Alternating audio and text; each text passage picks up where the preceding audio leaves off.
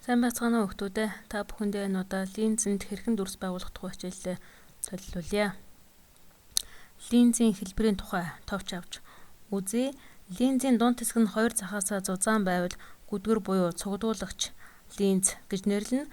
Линзийг хязгаарласан хоёр гадаргуугийн хэлбэрээс нь хамаарат гүдгэр, хавтгай гүдгэр, хавтгай гэж нэрлэдэг бөгөөд гүдгэр линзийг дүрс байгуулалтанд энэхүү дүрсээр төлөөлүүлэн оруулж болдгоо. За харин линзийн дунд хэсэг нь хоёр захаасаа нэмгэн байвал хүнхүр буюу сарниулагч линз гэж нэрлэдэг. Линзийг хязгаарласан хоёр гадаргуугийн хэлбэрээс хамаарат хүнхүр, хавтгай хүнхүр, хавтгай гэж ангилж болдог. Энэ сарниулагч линзийг дүрс байгуулалтанд энэхүү дүрсээр төлөөлөн оруулж болдгоо. Одоо линзэнд дүрс байгуулах дүрмүүдийг танилцуулъя. Нэгдүгээрт гол оптик тэнхлэгтэй параллел байвал заавал фокусыг дайрч хугарна. Хоёрдугаарт оптик төвийг дайрвал чиглэлээ өөрчлөхгүй. Гуравдугаарт фокусыг дайрч гарвал заавал оптик тэнхлэгтэй параллелаар хугарна. Дээрх гурван цацрагийн хоёр цацрагийг нь ашиглан линзэнд дүрс байгуулъя.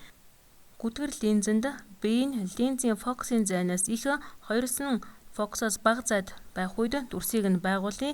Нэгдүгээр дүрм ёсоор гол тэнхлэгтэй параллел цацраг нь линзэнд тусч хугараад фокусын цэгийг дайрна. Хоёрдугаар дүрм ёсоор оптик төвийг дайрвал чиглэлээ өөрчлөхгүй.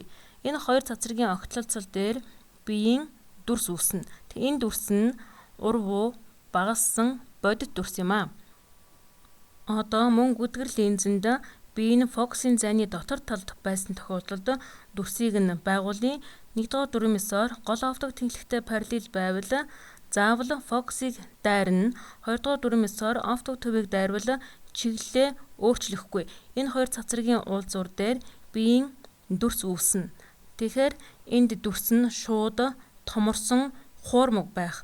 Буюу хуурмаг гэдгийн учир нь цацрагуудын үргэлжлэлийн огтлолцол дээр үүссэн учраас энэ дүрсийг хуурмаг гэж шинжилж байна.